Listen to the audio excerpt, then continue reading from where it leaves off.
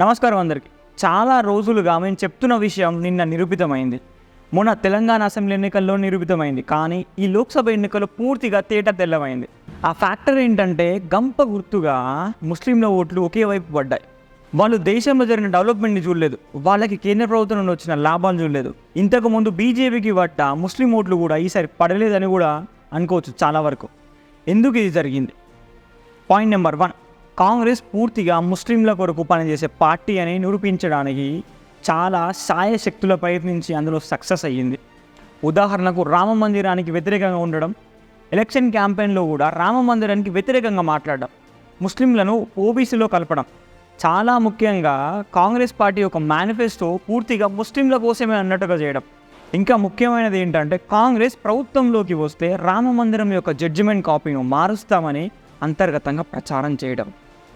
ఇలా అనేక రకాల ప్రయత్నాల వల్ల ముస్లింల ఓట్లు ఇండి కూటమికి గంప గుర్తుగా పట్టాయి. దీనికి సంబంధించిన ఒక సర్వే కూడా ఒకటి బయటకు వచ్చింది, ఇండియా టీవీ సిఎన్ఎక్స్ ఎగ్జిట్ పోల్లో. దీనికి ఫలితంగా బీజేపీకి కంచుకోట అని చెప్పే ఉత్తరప్రదేశ్, మహారాష్ట్ర, రాజస్థాన్లో కూడా బీజేపీ సీట్లు తగ్గాయి. ఇక్కడ ఒక విషయం బీజేపీ వాళ్ళు గమనించాలి, గుణపాఠంగా తీసుకోవాలి. ఉత్తరప్రదేశ్లోని రాంపూర్లో 100% ముస్లిం జనాభా ఉన్న ప్రాంతంలో కూడా అక్కడ బీజేపీ పీఎం ఆవాస్ యోజన కింద 500కు పైగా ఇల్లులు ఇచ్చినా కూడా బీజేపీకి ఒక్క ఓటు కూడా వాళ్ళలేదు. అంటే ఇక్కడి కీ ఫ్యాక్టర్ ఏంటనేది మనం అర్థం చేసుకోవాలి. ఇదే మన కళ్ళ ముందు కనిపించే ఉదాహరణ. ఇక హిందువుల విషయానికి వస్తే ఒక్కసారైనా హిందువులు ఏకమై ధర్మం కోసం ఓటేసిర్రా? మనల్ని మనం ప్రశ్నించుకుందాం. ఇక్కడే దొంగ దొరికిపోతాడు. ఇప్పటిదాకా ముస్లింలందరూ ఏకమై ఓట్లు వేసిరని అంటేవి, ఇప్పుడు హిందువులు అంటున్నవి ఏంటి అని అనుకోవచ్చు. నిజమే అంటున్నా, ఇది జరగడానికి ముమ్మాటికి తప్పు హిందువులదే. హిందువులు చిరిగిన విస్తరాకులు లెక్క చీరిపోయి కులం అనే అహంకారంతో ధర్మం అనే దాన్ని వదిలేసి దేశ విద్రోహ ముఖకి ఓట్లేసి గెలిపిస్తున్నారు. ఇప్పుడు అర్థమైందా రామ మందిరం ఎందుకు 500 నీళ్లు పట్టిందో కట్టడానికి? మన వాళ్ళు కలిసికట్టుగా ఉంటే ఈరోజు దేశంలో విదేశీ మతస్థులు ధ్వంసం చేసిన 4000కు పైగా హిందువుల దేవాలయాలని తిరిగి నిర్మించుకునే వాళ్ళం. ఈరోజు ఎందుకు ఒకే దేవాలయం దగ్గర ఉన్నాం? మరి రేపు కాశీమాత్రం చాలా, మరి జోగులాంబ పరిస్థితి ఏంటి? మన వేములవాడ పరిస్థితి ఏంటి? అవును, నాకు అర్థం కాదు. మనకి ఎన్ఆర్సీ అవసరం లేదా? పాపులేషన్ కంట్రోల్ బిల్ అవసరం లేదా? దేవాలయాలను ప్రభుత్వం నుండి ఆధరణ నుండి బయటికి తీసుకురావడం మనకు అవసరం లేదా? హిందువులు ఐక్యంగా లేనన్ని రోజులు ఇలానే ఉంటాం. ఇక్కడ గమనించాల్సిన కొన్ని విషయాలు ఉన్నాయి. ముఖ్యంగా బీజేపీకి సీట్లు తక్కువ రావడానికి కారణం point number 1, yellow journalism. Dhruv Rathee. ఈ ధ్రువ్ రాఠీ పేరు ఈ మధ్య మనం బాగా వింటున్నాం. ధ్రువ్ రాఠీ లాంటి పెయిడ్ ఏజెంట్స్ కూసిన కూతలు బాగా పనిచేసినాయి. డిక్టేటర్షిప్ అనే ఒక వీడియో చేస్తున్నది బాగా వైరల్ అయింది కూడా, అది మనం చూసినాం. దానివల్ల చాలా ప్రభావం కూడా జరిగింది. పాయింట్ నెంబర్ 2, ఇండి కూటమి చేసిన కొన్ని వ్యాఖ్యలు బాగా జనాల మధ్య చర్చగా మారింది. అది ఏంటంటే, మొదటిది బీజేపీ పార్టీ పూర్తిగా ముస్లింల వ్యతిరేక పార్టీ అని. రెండవది బీజేపీ 400 పార్ అనే నినాదం రాజ్యాంగాన్ని మార్చడానికే అని. ఇంకా మూడవది ఆల్రెడీ సిఏ ఇంప్లిమెంట్ చేసిర్రు, నెక్స్ట్ ఎన్ఆర్సీ తీసుకొచ్చి దేశం నుండి ముస్లింలను తరిమి కొడతారు అని. ఇలా అనేక రకాల అసత్యాలను ప్రచారం చేయడం వల్ల ఆ సీట్లు తగ్గడానికి చాలా కారణాలు. ఇంకో విషయం ఏంటంటే, చాలామంది సోషల్ మీడియాలో కూడా వాళ్ళ బాధను వ్యక్తం చేస్తున్నారు. నాకు కూడా ఒక హిందువుగా చాలా బాధేసింది. అదేంటంటే, అయోధ్యలో బీజేపీ ఓడిపోవడం ఏంటి అని.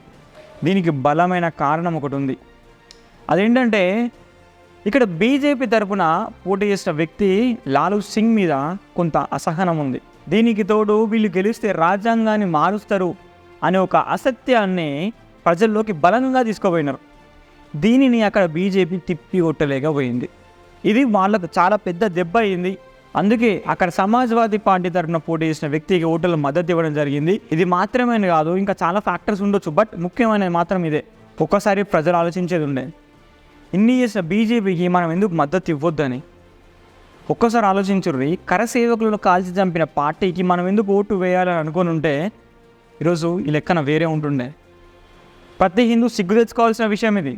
ఫైనల్గా చెప్పేది ఏంటంటే, ఓవరాల్ దేశంలో బీజేపీకి అంతర్గతంగా కొంత ఇబ్బందులు ఉండే నిజానికి కూడా. ఇంకా బయట నుండి వచ్చిన ఇబ్బందులు ముందుతో పోలిస్తే ఈసారి ఎక్కువగానే ఉన్నాయి. అవి టికెట్ కేటాయింపు విషయంలో కావచ్చు, ఆర్ఎస్ఎస్ మద్దతు వద్దు అనడం కావచ్చు, ఇలా కొన్ని విషయాలు ఉన్నాయి. అవి సరి చేసుకుంటే వచ్చేసరికి మంచి ఫలితాలు వస్తాయని చెప్పేసి అనుకుందాం. ఇక బీజేపీ విషయం కాస్త పక్కకు పెడితే కొన్ని కీలక అంశాలు మనం ఇప్పుడు మాట్లాడుకోవాలి. గెలిచిన వ్యక్తుల్లో కొంతమంది గురించి మనం ఇప్పుడు మాట్లాడదాం. ఒక వ్యక్తి పేరు అమృత్ పాల్ సింగ్. ఈయన ఎవరంటే ఈయన వారిస్ పంజాబ్ దే అనే అతివాద సంస్థ యొక్క చీఫ్. ప్రస్తుతం జైల్లో ఉన్నాడు.